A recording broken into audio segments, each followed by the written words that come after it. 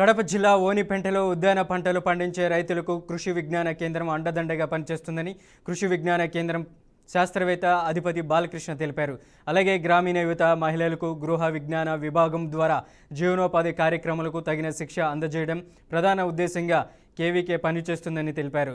ముఖ్యంగా రైతులకు ఈ కృషి విజ్ఞాన కేంద్రం ద్వారా ఎస్సీ ఎస్టీ సబ్ ప్రణాళిక కింద ఎస్సీ ఎస్టీ రైతులకు టార్పులిన్ పట్టలు, అలాగే పవర్ స్ప్రేయర్లు, అలాగే బ్యాటరీ స్ప్రేయర్లు, మామిడి, నిమ్మ, దానిమ్మ లాంటి మొక్కలు కూడా ఉచితంగా అందజేయడం జరుగుతుందన్నారు. ప్రస్తుతం ఉద్యోగస్తుల కొరత ఉండటమే కాకుండా ఫైనాన్స్ పరంగా విధులు లేకపోవడంతో రైతులకు అందించవలసిన సహాయ సహకారాలు అందించకపోతున్నామని బాలకృష్ణ తెలిపారు.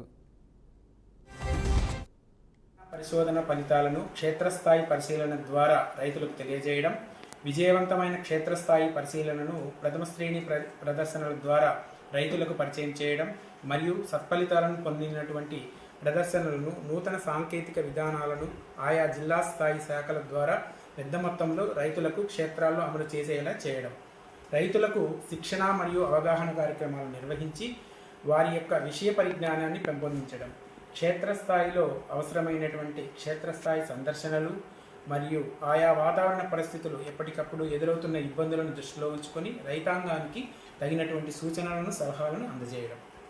ఇవి ముఖ్యంగా కృషి విజ్ఞాన కేంద్రం ద్వారా మేము చేస్తున్నటువంటి ఆచార్య ప్రణాళికలు. ఇది కృషి విజ్ఞాన కేంద్రం జాతీయ స్థాయిలో అనుమతులు పొంది క్షేత్రస్థాయిలో వివిధ పంటల సరళిని అనుసరించి అన్ని వ్యవసాయ అనుబంధ రంగాలకు సంబంధించినటువంటి శాస్త్రవేత్తలు ఒకే సంస్థలో పనిచేసే విధంగా కృషి విజ్ఞాన కేంద్రాలు రూపకల్పన చేయబడ్డాయి.